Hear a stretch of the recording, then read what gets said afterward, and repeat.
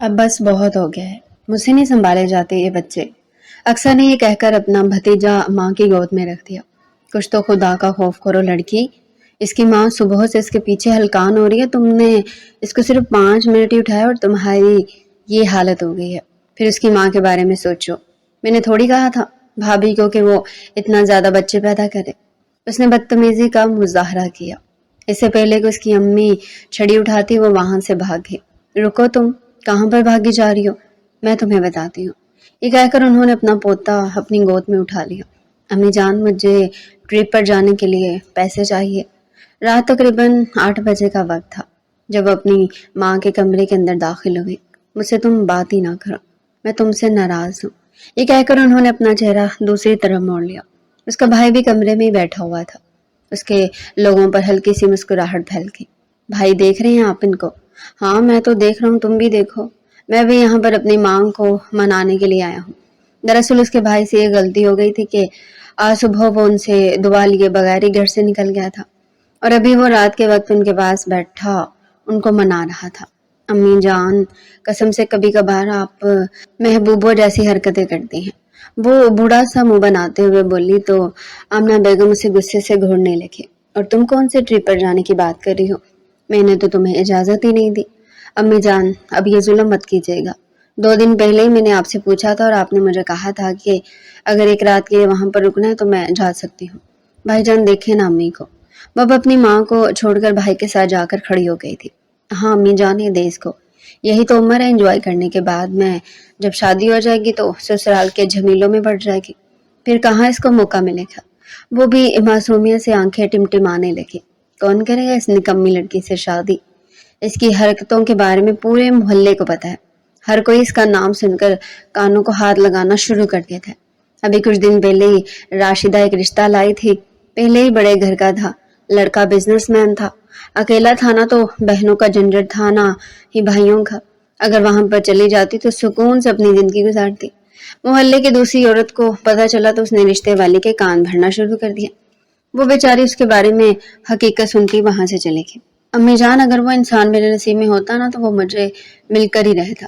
آپ اس چیز کی ٹینشن نہ لیں، اللہ تعالیٰ نے میرا نصیب لکھا ہوا ہے اور مجھے یقین ہے کہ اللہ تعالیٰ کبھی بھی میرے ساتھ زیادتی نہیں کریں گے۔ وہ پوری یقین لہجے میں بولے، فی الحال آپ مجھے ٹرپ پر جانے کی اجازت دے دیں، میں آپ کے سامنے ہاتھ جوڑتی ہوں، میں آپ کے پاؤں بھی گرنے کے لیے تیار ہوں۔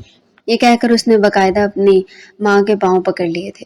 ٹھیک ہے، اب زیادہ ڈرامے لگانے کی ضرورت نہیں ہے، چلیے جاؤ، لیکن خبردار جو تم نے وہاں پر بندروں جیسی حرکتیں کی، شریف لڑکیوں جیسا برتاؤ کرنا ہے، پتہ نہیں تمہاری تربیت میں کہاں پر کمی رہ گئی تھی۔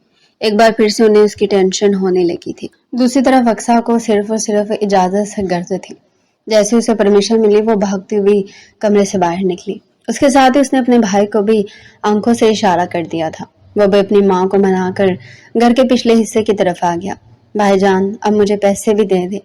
یہ کہہ کر اس نے اپنا ہاتھ بھائی کے سامنے پھیلا دیا۔ میرے بچوں کو تو اٹھاتی نہیں، اور پیسے کس چیز کے؟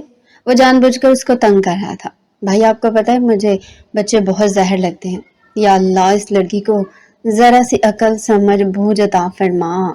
انہوں نے بے ساختہ آسمان کی طرف دیکھتے ہوئے دعا کی اور پھر اپنے والیٹ میں سے 5-5 ہزار کے 4 نوٹ نکال کر اپنی بہن کے ہاتھ میں رکھ دیے۔ بھائی یہ کیا؟ یہ سارے میرے لیے ہیں؟ ہاں تمہارے لیے ہی ہیں، وہاں پر بہت ہی اچھے سے انجوائے کرنا، اور اماں نے جو ہدایات کی ہے نا ان پر بھی عمل کرنا۔ تم جانتی ہو نا کہ جو بچے اپنے ماں باپ کی باتیں نہیں مانتے وہ کبھی بھی کامیاب نہیں ہوتے ہیں۔ جی بھائی میں جانتی ہوں، آپ ٹینشن ہی نہ لیں۔ یہ کہہ کر وہ ان کے ساتھ ہی وہاں پر بنے سیمنٹ کے بینچ پر بیٹھ گئی تھی۔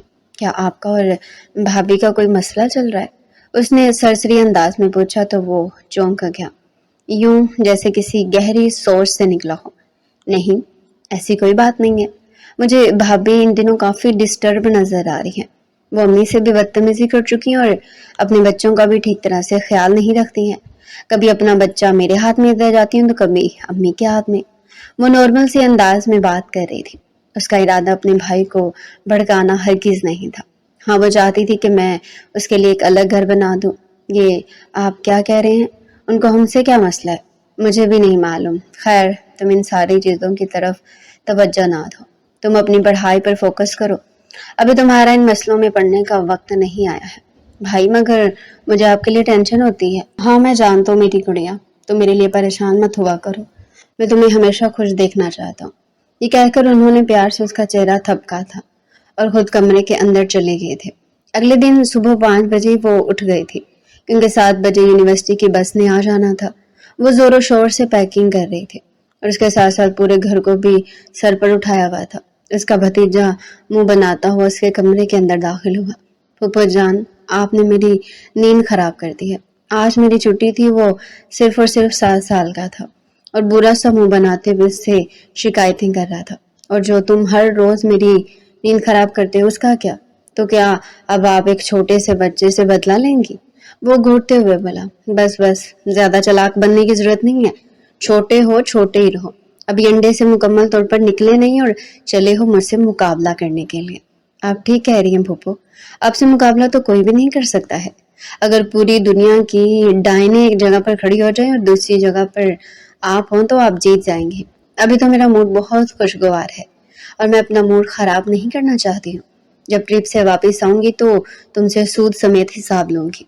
उसको धमकी देते हुए बोली तो वो भी हूँ हाँ कहकर दूसरी जानिब करवट बदल कर लेट गया था और फिर थोड़ी देर में उसके खराटों की आवाज कमरे में गूंज रही थी।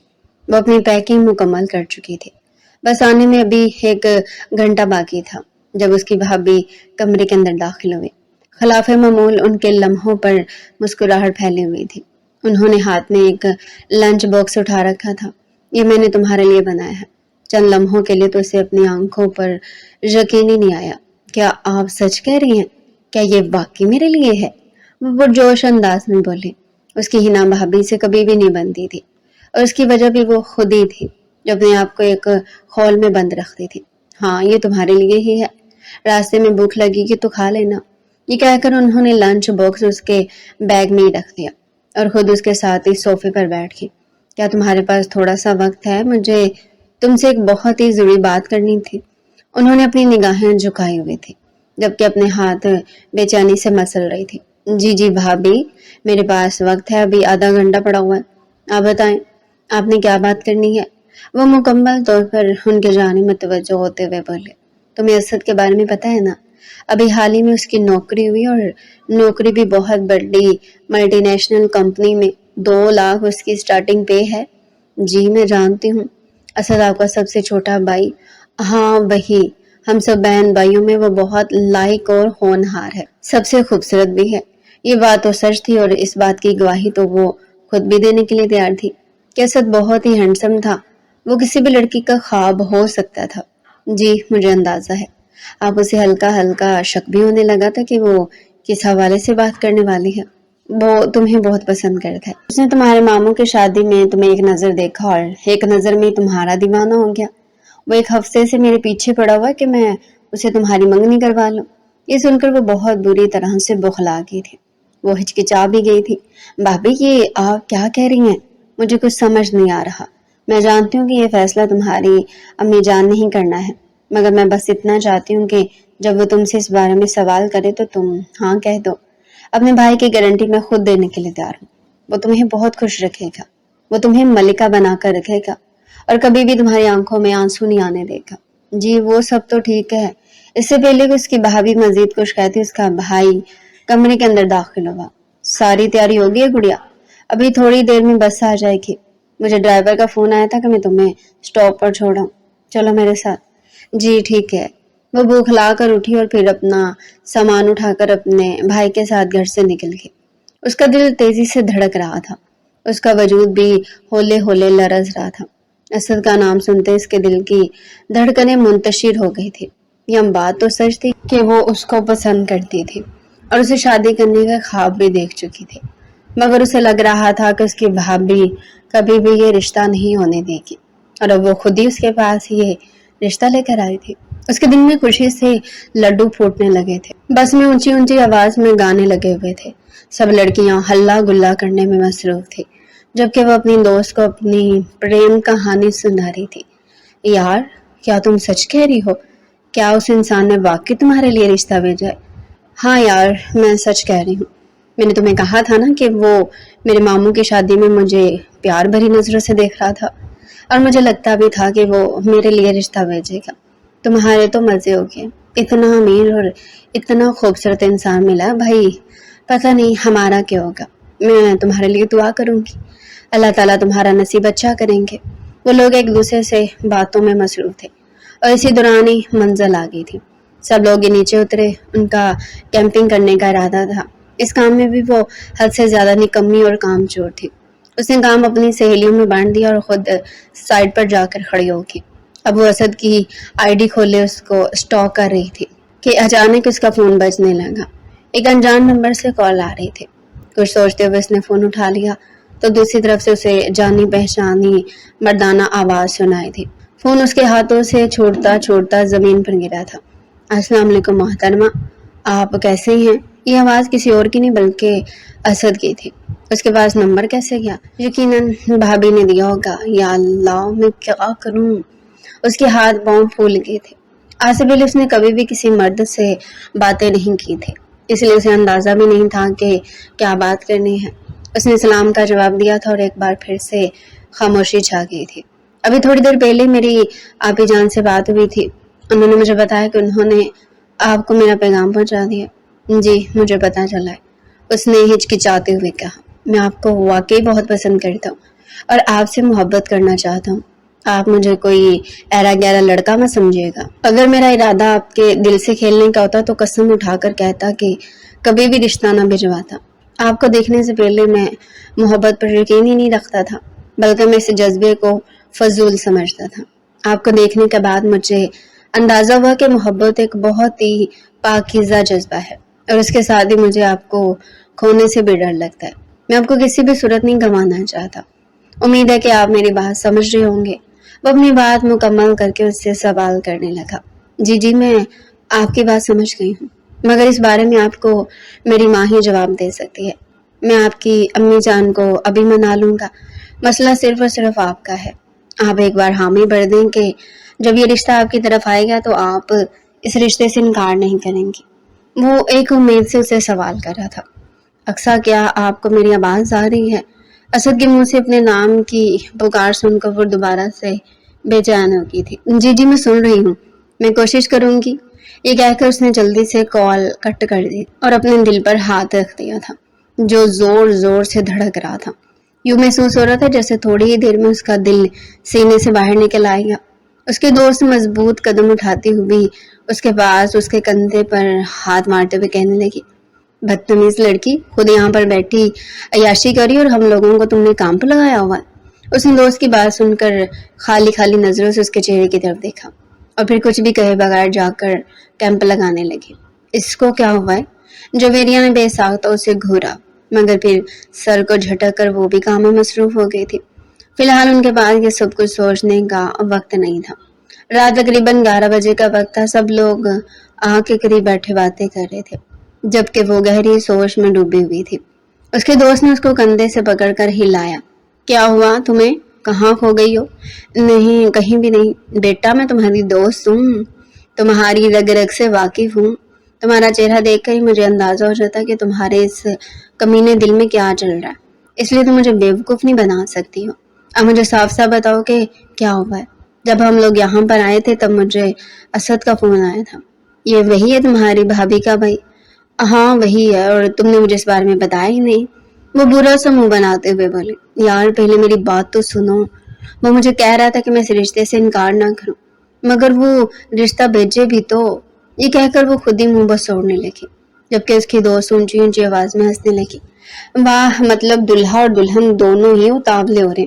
مگر بیٹا ایک بات یاد رکھنا کہ اس طرح کے رشتے زیادہ عرصے تک نہیں چلتے ہیں۔ تم اب مجھے بد دعائیں دینا شروع کر دو۔ میں تمہیں بد دعائیں نہیں دے رہی ہوں بلکہ تمہیں سمجھانے کی کوشش کر رہی ہوں۔ اگر تمہارے گھر میں کوئی مسئلہ ہوا تو تمہارے بھائی آٹومیٹکلی تمہاری بھابھی سے اپنا رویہ خراب کر لے گا، اور اگر تمہاری بھابھی کو کوئی مسئلہ ہوا تو تمہارا شوہر بھی تمہارے ساتھ برے طریقے سے پیش آئے گا۔ نہیں ایسا نہیں ہوگا۔ مجھ سے پہلے سب کے بارے میں فائنل کروں گی کہ ہم لوگوں کی زندگیوں کا ان لوگوں کی زندگیوں پر کوئی اثر نہ پڑے۔ تم فائنل کر کے بھی دیکھ لو۔ لیکن مسئلے ہمیشہ ہی برقرار رہے تھے، اس لیے میں تمہیں ایک اچھا آپشن دے رہی ہوں۔ اس انسان کو چھوڑ دو، تم بہت خوبصورت ہو، حسین ہو، سب سے بڑھ کر یہ کہ ذہین بھی ہو، تمہیں کوئی نہ کوئی اچھا انسان بھی لے جائے گا، مگر یار میں اس سے محبت کرتی ہوں۔ دیکھو اکثر یہ محبت نہیں ہے، یہ بس کشش ہے جو تمہیں اس کی جانب کھینچتی ہے۔ ہر وہ انسان جس کو ہم نہیں جانتے، جو خوبصورت بھی ہوتا ہے اور جو ہماری ذات میں دلچسپی بھی لیتا ہے، اس میں نہ چاہتے ہوئے بھی ہم بھی دلچسپی لینا شروع کر دیتے ہیں اور ہمیں یوں لگنے لگتا ہے جیسے ہم ان سے پیار کرنے لگے ہیں۔ خیر فی الحال ان باتوں کو چھوڑو، جو کچھ ہوگا دیکھا جائے گا۔ اس نے اپنا سر جھٹکتے ہوئے کہا۔ کھانا کھانے کے بعد سب لوگ اپنے کیمپ میں جا کر لیٹ گئے تھے۔ اگلے دن سب لوگوں کا ہاکنگ پر جانے کا ارادہ تھا۔ وہ بھی بہت زیادہ پرجوش تھی، اپنے کمرے میں لیٹی سونے کی کوشش کر رہی تھی، لیکن نیند اس کی آنکھوں سے کوسوں دور تھی۔ یہاں سے تھوڑے فاصلے پر ایک بہت بڑی اور خوبصورت جھیل تھی۔ اس جھیل کے بارے میں سنا جاتا تھا کہ وہاں پر رات کے وقت پریاں اترتی ہیں۔ اس نے اپنی دوست کا کندھا ہلایا اور یار چلو نا، ہم بھی وہ جھیل دیکھنے کے لیے جاتے ہیں۔ تم پاگل تو نہیں ہو گئے ہو؟ آدھی رات کے وقت وہاں پر صرف بھوت گھوم رہے ہوں گے؟ ایک تو تم ڈرتی بہت ہو، ہم آیت الکرسی پڑھ کر جائیں گے، کوئی بھی ہمیں کچھ نہیں کہہ پائے گا۔ میرا دماغ خراب نہیں ہے، مجھے نیند آئی ہوئی ہے، مجھے سونے دو، اور اگر تم نے کیمپ سے قدم بھی باہر نکالا تو میں تمہاری امی کو کال کر کے تمہاری شکایت لگا دوں گی۔ یہ سن کر وہ بہت بری طرح سے بوکھلا گئی تھی اور پھر چیختے ہوئے بولی، اگر تم نے خود نہیں جانا تو نہ جاؤ، کم از کم میرا موڈ تو خراب نہ کرو۔ دوبارہ سے وہ اپنے بستر پر جا کر لیٹ گئی اور آنکھیں بند کر لیں، مگر پھر سے ناکام رہی۔ نیند تھی کہ اسے مکمل طور پر ہی روٹ گئی تھی۔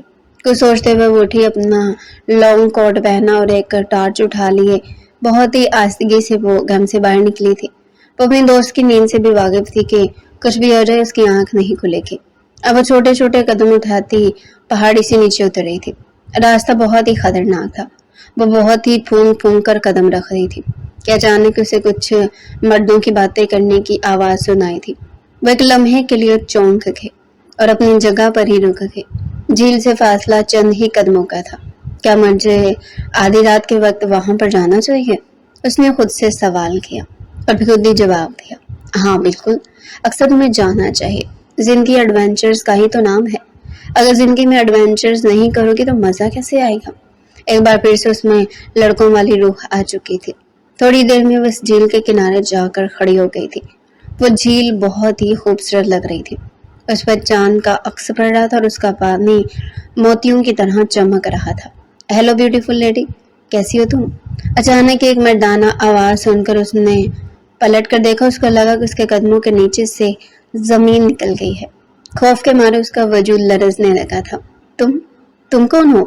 ہم تو تمہارے چاہنے والے ہیں، تمہارے دیوانے ہیں، کافی دیر سے تمہارا انتظار کر رہے تھے، مگر تم تھی کہ اتنی آہستہ نیچے اتر رہی تھی۔ خیر اب ہمارا انتظار ختم ہو گیا، چلو ہمارے ساتھ۔ خبردار جو تم میرے پاس آئی یا مجھے ہاتھ لگانے کی کوشش کی۔ وہ تیزی سے پیچھے کی طرف ہٹی، مگر اس کا پاؤں پتھر سے ٹکرانے کی وجہ سے زمین پر گر گئی۔ یہ دیکھ کر وہ لڑکے کھلکھلا کر ہنسنے لگے۔ دراصل وہ یونیورسٹی کے بچے تھے اور یہاں پر ٹرپ کے سلسلے میں آئے تھے۔ جب انہوں نے اقصیٰ کو پہاڑی سے نیچے اترتے ہوئے دیکھا تو انہوں نے شرارت کرنے کا فیصلہ کیا۔ وہ لڑکی بہت خوبصورت اور معصوم نظر آ رہی تھی، اس لیے وہ اسے صرف اور صرف ڈرا رہے تھے۔ میری جان، ہم سے ڈرنے کی ضرورت نہیں ہے، ہم تمہیں نقصان نہیں پہنچائیں گے، بلکہ ہم تو تمہیں بہت احتیاط اور پیار سے رکھیں گے۔ صرف ایک بار اعتبار کر کے دیکھو۔ ان میں سے جو لڑکا سب سے خوبصورت تھا وہ خباثت بھرے انداز میں بائیں آنکھ مارتے ہوئے بولا، میں تمہیں جان سے مار دوں گی ذلیل انسان، اگر تم میرے پاس آئے تو میں تمہارا گلا گھونٹ دوں گی۔ وہ جنگلی بلیوں کی طرح چیختے ہوئے بولی، اگر کر سکتی ہو تو کر لو۔ یہ کہہ کر اس نے اپنی گردن اس کے سامنے کی تو بے ساختہ اس کا ہاتھ اٹھا اور شہریار کے چہرے پر نشان چھوڑ گیا۔ وہ غصے سے پاگل ہو گیا۔ اس سے پہلے کہ اس لڑکی پر جھپٹتا، کسی نے اس کا بازو مضبوطی سے پکڑ لیا اور اسے پیچھے کی طرف دھکا دے دیا۔ وہ کوئی اور نہیں بلکہ پروفیسر زمان خان زادہ تھا۔ یہ کیا بدتمیزی ہے؟ کیا تم لوگ ایتھکس بھول گئے ہو؟ وہ حلق کے بل چلایا تھا تو وہ سارے بچے وہاں سے غائب ہو گئے تھے۔ شہریار بھی دانت پیستا ہوا وہاں سے چلا گیا تھا۔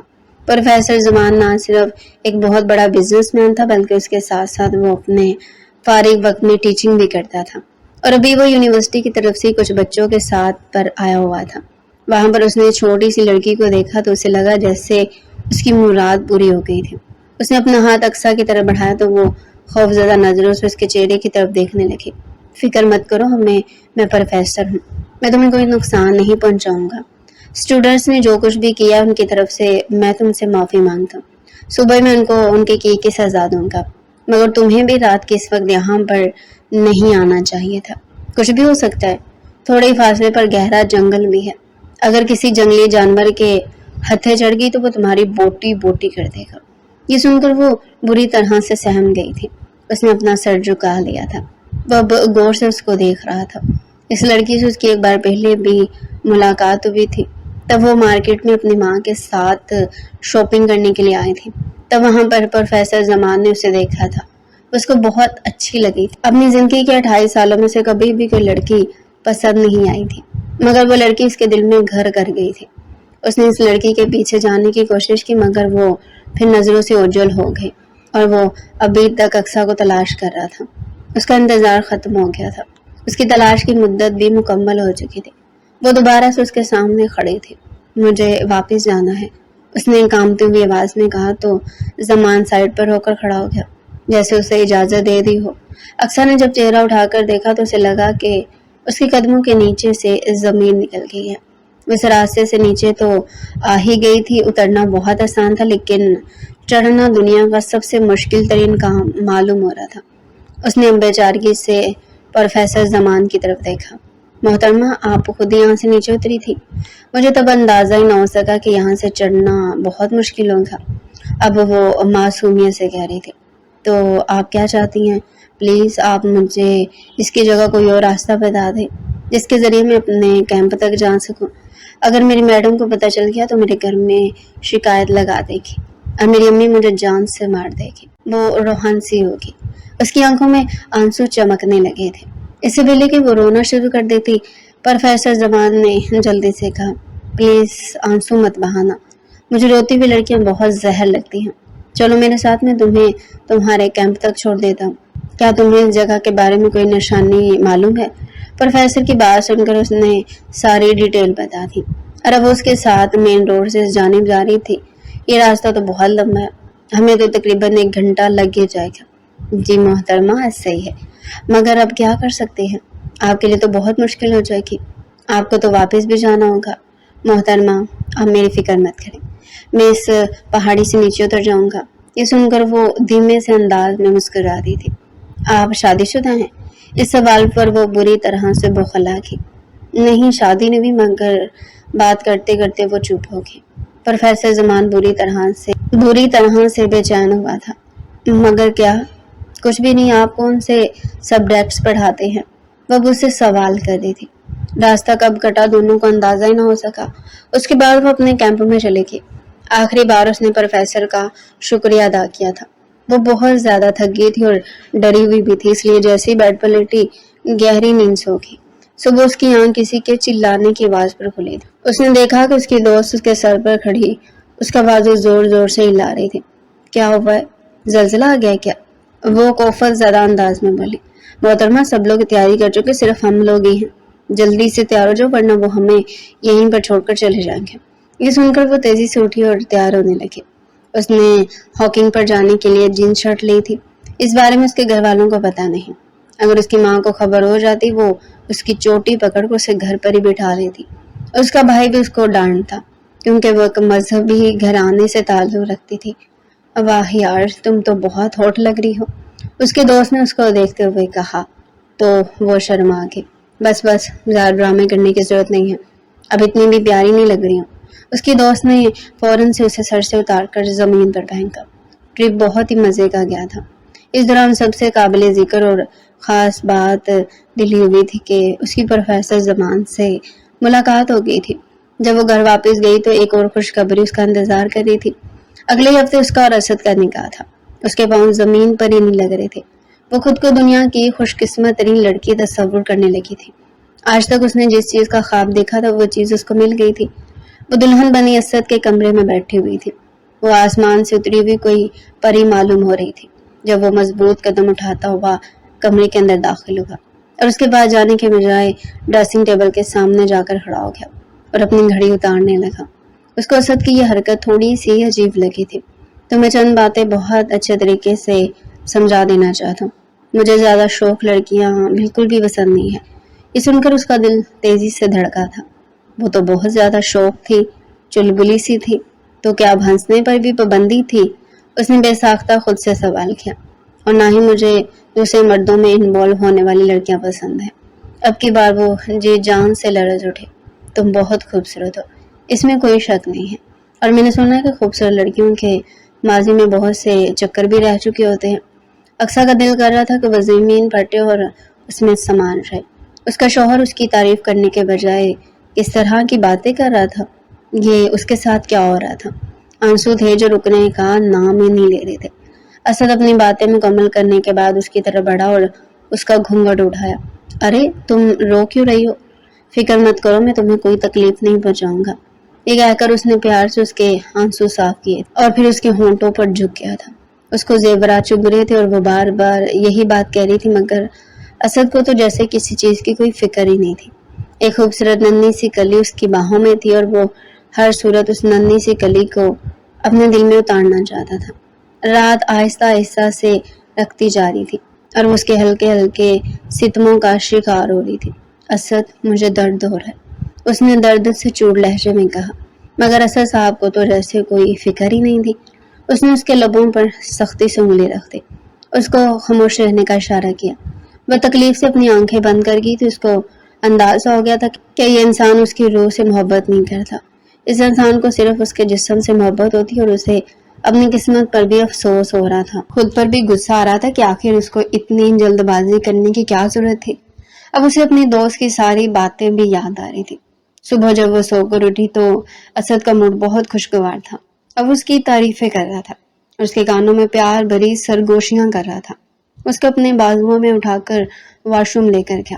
دونوں نے مل کر بات لیا تھا۔ اس دوران بھی اسد نے اس کو بہت تنگ کیا تھا۔ وہ آہستہ آہستہ رات کی تلخیوں کو بھولتی چلی جا رہی تھی۔ تب اس کی ساس نے دوبارہ سے اسے سب کچھ یاد کروا دیا۔ دراصل اس کا نکاح بہت تیز سادگی سے ہوا تھا اور فیصلہ کیا گیا تھا کہ ولیمہ ایک ہفتے کے بعد رکھا جائے گا، مگر اب اس کی ساس بھی مکر گئی تھی۔ اس کی ساس میں سے دو ٹوک انداز میں یہ بات سمجھا دی تھی کہ اگر تمہارے بھائی نے میری بیٹی کو تکلیف پہنچانے کی کوشش کی تو تمہیں بھی یہاں سے چین سے نہیں رہنے دیا جائے گا۔ اب اسے اس بات کا بھی پتہ چل گیا تھا کہ یہ شادی صرف اور صرف اس کے بھائی کو کنٹرول کرنے کے لیے کی گئی تھی۔ یا اللہ، اب میں کیا کروں؟ وہ بری طرح سے الجھی ہوئی تھی۔ وقت کا کام ہے گزرنا اور وقت تیزی سے گزرتا چلا جا رہا تھا۔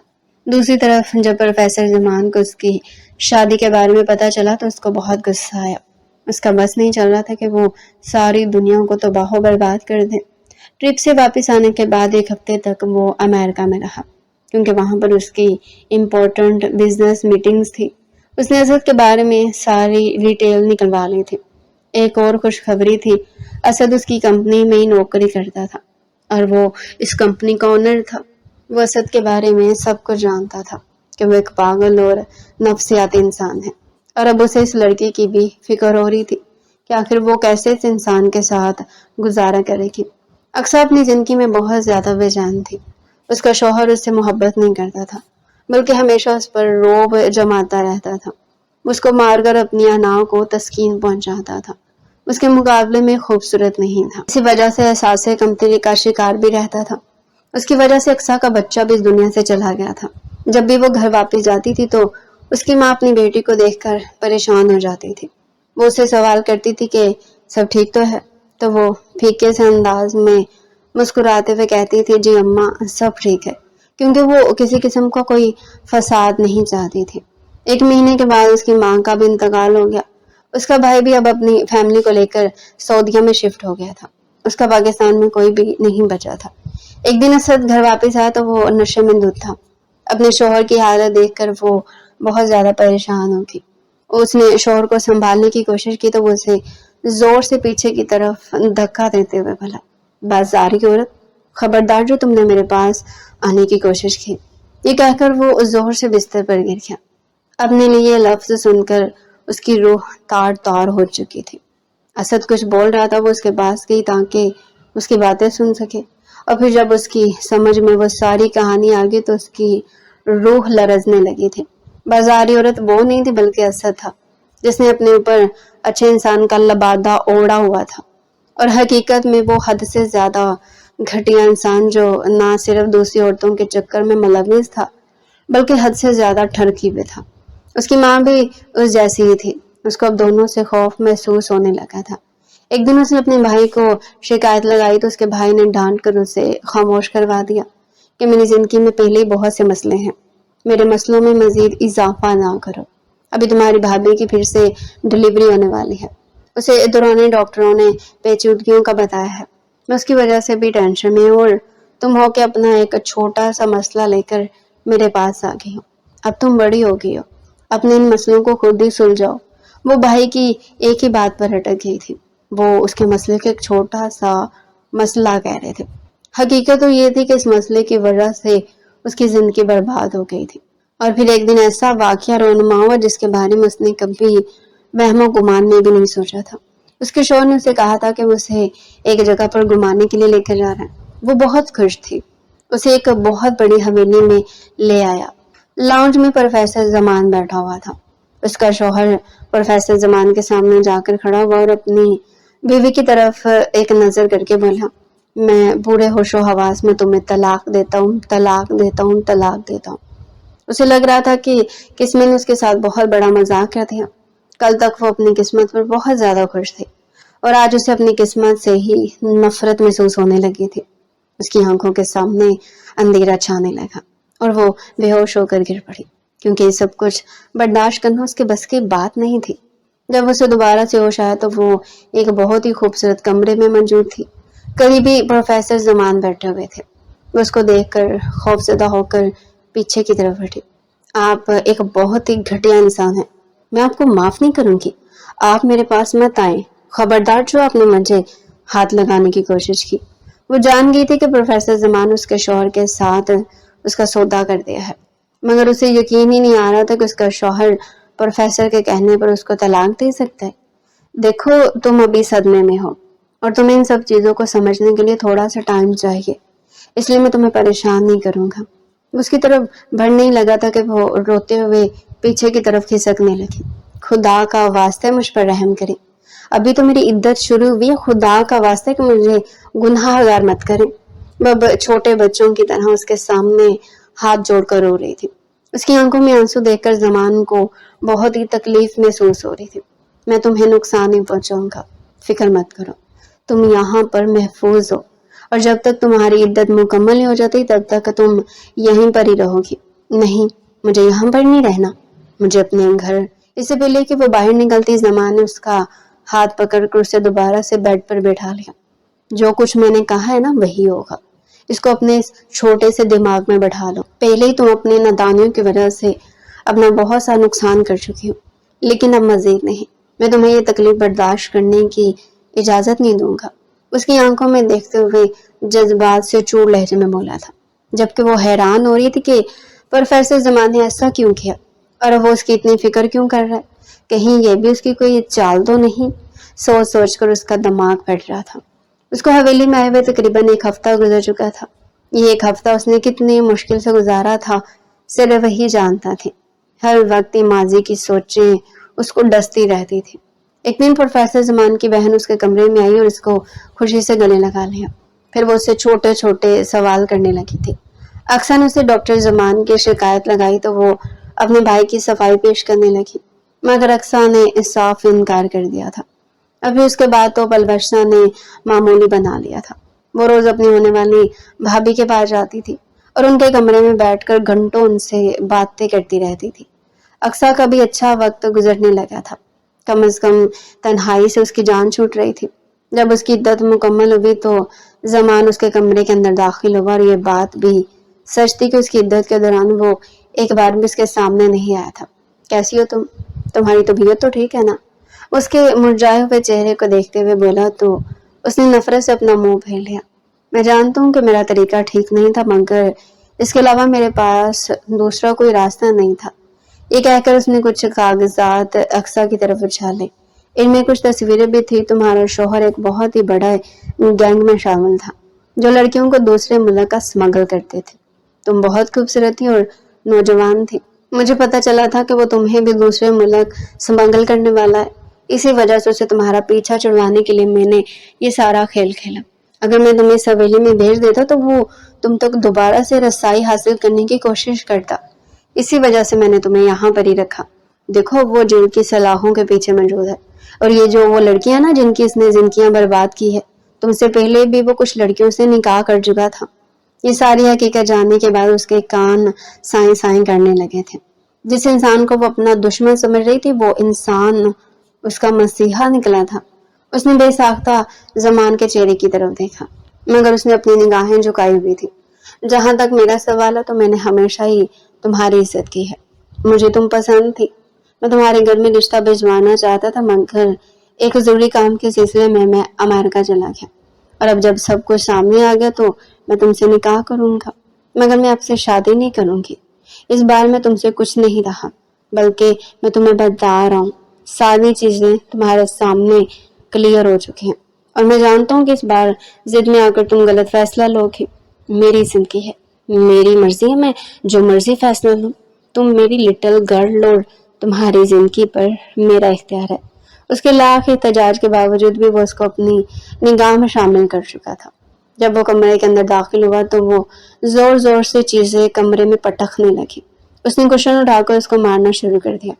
یہ دیکھ کر اس نے بے ساختہ اپنی مسکراہٹ روکی تھی۔ میں جانتا ہوں کہ تم غصے میں ہو، چھوٹی سی لڑکی، لیکن مجھ پر بھی تھوڑا سا رحم کرو۔ اب کی بار اس نے کالج کی پرفیوم زمان پر اچھالی جو کہ زمین پر گر کر ٹکڑے ٹکڑے ہو گئے تھے۔ زمان کے کمرے کے دروازے پر دستک ہوئی۔ اس نے اپنی بہن کو تسلی دی کہ سب کچھ ٹھیک ہے، میں سنبھال لوں گا۔ وہ کمرے میں پڑی ہوئی سب قیمتی چیزوں کو توڑ چکی تھی اور اب بستر پر بیٹھی پھوٹ پھوٹ کر رو رہی تھی۔ زمان اس کے پاس گیا تو اس نے اپنا سر زمان کے سینے پر رکھ دیا۔ مجھے مردوں سے خوف محسوس ہوتا ہے۔ تمہیں مجھ سے ڈرنے کی ضرورت نہیں ہے، کیونکہ میں آلریڈی تم سے ڈرتا ہوں، اور یہ ڈر تمہیں کھونے کا ہے۔ تم میرے لیے بہت قیمتی ہو، میں تمہیں نہیں کھونا چاہتا۔ خدا کا واسطہ ہے کہ میرے جذبات کو سمجھنے کی کوشش کرو۔ میں جانتا ہوں کہ تمہیں بہت مشکل سے مجھ پر یقین آئے گا، مگر میں وہ وقت بھی کاٹنے کے لیے تیار ہوں۔ اس دوران صرف اور صرف یہ چاہتا ہوں کہ تم میرے ساتھ ڈٹ کر کھڑی رہو۔ تم کبھی مجھے دھوکہ تو نہیں دو گے؟ میں مر جاؤں گا مگر کبھی تمہیں دھوکہ نہیں دوں گا، پیاری لڑکی۔ یہ کہہ کر اس نے بہت ہی پیار سے اس کے ہونٹوں کو چھوا تھا۔ اس نے اپنی پلکیں جھکا دی تھی اور اس کے سینے پر سر رکھ دیا تھا۔ کیا مجھے اس سب کو سمجھنے کے لیے تھوڑا سا وقت مل سکتا ہے؟ میں پوری کوشش کروں گا، لیکن جس دن میرے جذبات بے قابو ہو گئے میں اس دن کی گارنٹی نہیں دے سکتا۔ اس نے اپنا سر اٹھایا اور اس کو خوبصورتی سے دیکھنے لگی۔ اگر اس طرح سے دیکھو گی تو شاید ابھی اپنا کنٹرول کھو بیٹھو۔ وہ پورے سراس لہجے میں بولا تو وہ بھاگ کر واش روم میں چلے گئے، جبکہ اس کے پیچھے وہ زور زور سے ہنسنے لگا تھا۔ اس کو پتا تھا کہ ایک بہت ہی خوبصورت زندگی اس کی منتظر ہے۔ وہ جانتا تھا کہ اس لڑکی کا اعتماد وہ بہت جلدی حاصل کر لے گا، اور پھر وہ کبھی بھی اس لڑکی کو ٹوٹنے نہیں دے گا۔ اس لڑکی کو ہمیشہ اپنے دل کے ساتھ لگا کر رکھے گا۔ وہ تو اس کی محبت میں اس حد تک گم ہو گیا تھا کہ اس کو اس چیز سے بھی فرق نہیں پڑ رہا تھا کہ وہ پہلے کسی کے نگاہ میں رہ چکی ہے۔ اسے صرف اس چیز سے مطلب تھا کہ وہ ابھی اس کے پاس موجود ہے، وہ اس کی دسترس میں ہے، اس کے نام ہو چکی ہے، اور اب وہ اس کے وجود پر اپنا حق رکھتا ہے۔ زیادہ دنوں تک اقصیٰ احتجاج نہیں کر پائی تھی اور اپنے آپ کو شخص کے حوالے کر بیٹھی تھی جس کا سب سے بڑا محسن تھا۔ تو ڈیئر ریڈر، یہ تھا آج کا ہمارا انٹرسٹنگ ناول۔ مزید ایسے انٹرسٹنگ ناول چینل پر ڈیلی سننے کے لیے چینل کو سبسکرائب کریں، ویڈیو کو لائک کریں اور کمنٹ سیکشن میں اپنی رائے لازمی دیں۔